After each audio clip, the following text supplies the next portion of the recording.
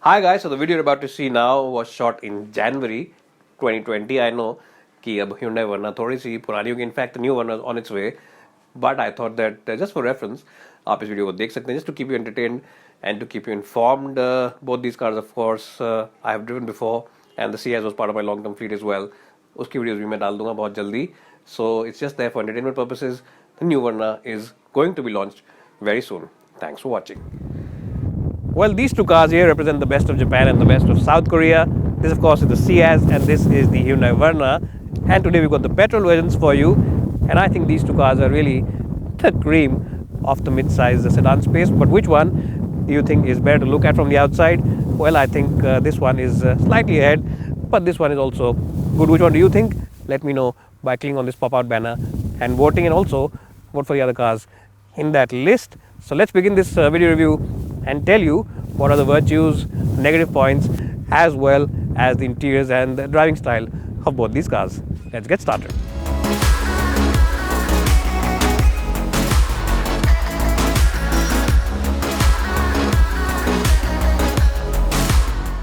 Now, compared to the Ciaz, the Verna's boot is slightly behind, but it's a very small margin, so you can easily negate it. In terms of the aperture, it isn't as good as the one on the Ciaz. So if you have a big box to load, that could be a bit of a tricky affair. But in isolation, it's quite decent. But yes, when you compare it with the Ciaz, it is slightly behind. I'll give this one 8 out of 10, and that one gets 9 out of 10 in terms of the boot department.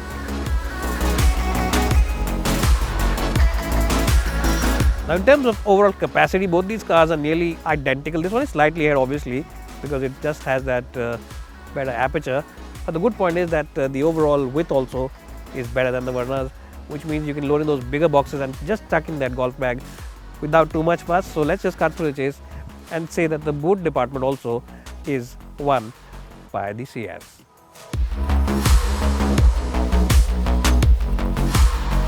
Well, compared to the Ciaz, it's a no-brainer. As you can see, knee room is at a premium compared to the Ciaz. Headroom is decent, but knee room isn't really in the same league.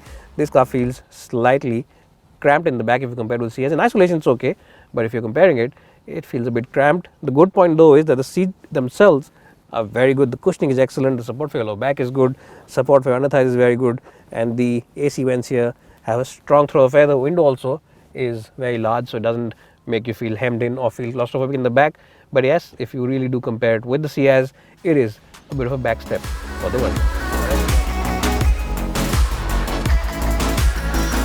Well, if you're planning to buy a car just for the back seat, if you want the chauffeur to drive all day long, then there are no two ways about it. This one wins the battle of the back seat, hands down. There's acres of space over here compared to the Verna. Headroom is similar, but in terms of knee room, leg space, this car really just blows that car away. It's also slightly wide. It feels wide at least, and that means that you can easily have that third occupant over here. The AC vents also are there just like that. Kind of get a 12-volt charging point, and the floorboard also is completely flat, almost completely flat. So whoever's sitting in the middle has plenty of place to stretch his feet. The windows are nice and large, and because of this beige color, the cabin just feels a lot more brighter and a lot more airy and feels a lot more bigger than it really is. So really, there are no two ways about it. The back seat, the Ciaz is the boss, and it wins the battle of the back seat.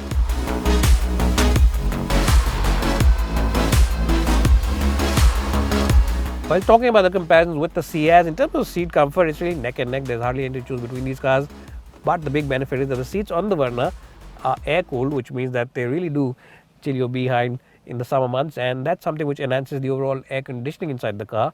So that's big boon, especially in the months of May and June when it really is pelting down. You also get a cool glove box, which is a big boon as well. And the infotainment system here is slightly ahead of the one on the Ciaz because it just has better touch. It doesn't feel as laggy as the one on the Ciaz, and the fonts menus, some menus are also better marked, so it's a little more intuitive to use. In terms of the overall quality, I think that this car has half a step above the Ciaz in terms of the quality, because the consistency of the cabin is really very good all across. The smaller switches, the lower end of the center console, and the top of the dashboard, the top of the door panel here is made from the best materials available. In fact, in terms of the feeling inside the cabin, the opulence, this car just feels half a segment above the Ciaz.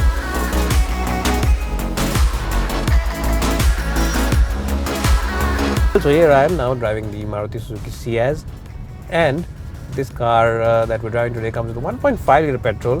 So in terms of capacity, it's slightly behind the Verna. It's also behind is in terms of the overall power, and you can immediately see that when you start driving the car, there's a little bit of difference in terms of the way the engines respond. But that said, in terms of overall ride comfort, you can't meet the Ciaz, because this car's suspension setup is absolutely brilliant. Maruti engineers really are the masters of tuning up the suspension, and it's no different on the Ciaz, because this car offers you a very compliant ride, a very cushiony ride, and no matter what speeds you're doing, you might be doing slow city speeds or you might be doing fast highway speeds, this car simply sticks to the road like a leash and offers you a very, very composed ride. Now, most buyers who are buying these cars aren't really buying them to take them out on the racetrack. So if you're someone who's buying his car just to drive with total peace of mind, a hassle-free kind of a car, then the Ciaz is a good option. The steering wheel is light. It's not as engaging as the one on the Verna, that's for sure. And neither is the chassis as agile as the one on the Verna, that's again for sure.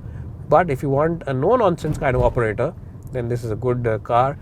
The engine is just as refined as the one on the Verna, so that's also a big boon. And what's also good about it is the fact that the cabin really feels like a bright and airy place to be in. Yes, the cabin on the Ciaz is definitely better than the Verna's in the way it feels inside the cabin, because it just feels nicer, brighter. The view from the rear view mirror also is very good, because it offers you a big mirror.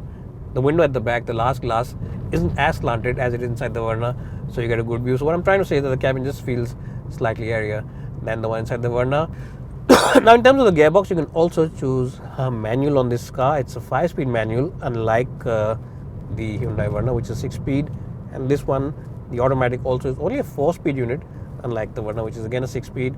So if you use your car a lot on the highway, then the engine of this car might just feel a little stressed if you're doing a lot of highway duties compared to the Verna, because of the 6th gear. That car offers a little more flexibility. But of course, if you're driving primarily in the city, then this one is more than up to it and will not cause any cause of concern. So that's something you need to keep in mind. And let's cut through the chase and give you a shorter verdict. And the verdict is that if you call yourself a keen driver, if you drive a lot yourself and you really want an engaging car to drive and want that fun of pants feeling and really a thrilling driving experience, then the Hyundai Verna is the best car, not only in today's comparison, but in this segment against every other car. But of course, if you want a comfortable car, a car which doesn't offer you any hassles, offers you good reliability, offers you very good fuel economy, then the Maruti Suzuki Ciaz is a good choice as well.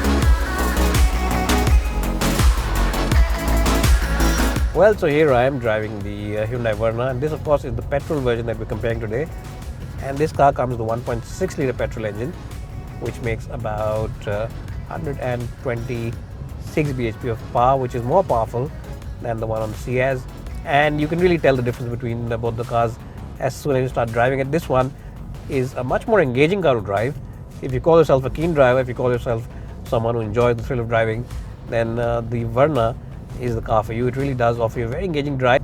The best part about the Verna is this steering wheel. It's a very direct steering wheel.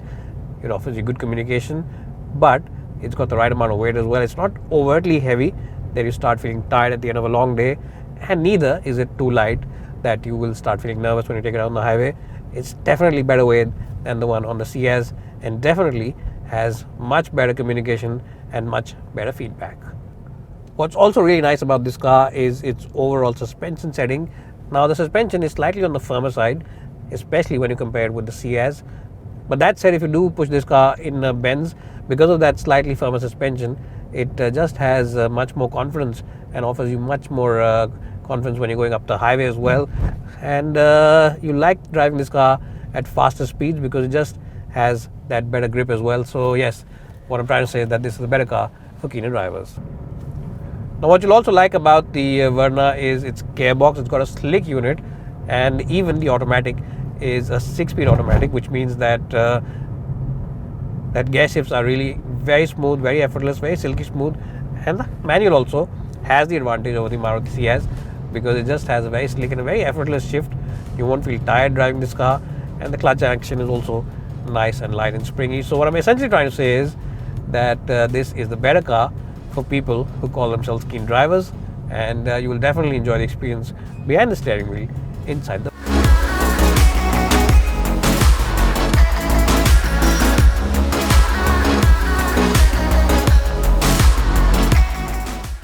Well, so in summary, it really is choosing between your heart and your head. This, of course, is the car for people who enjoy driving themselves, who really call themselves keen drivers, and also people who really do relish a very opulent cabin because its long list of features makes the cabin feel very special. And in fact, the Verna feels a sub-segment higher than the Ciaz in terms of the feeling inside the cabin. That said, the Ciaz truly is the sensible choice in this segment.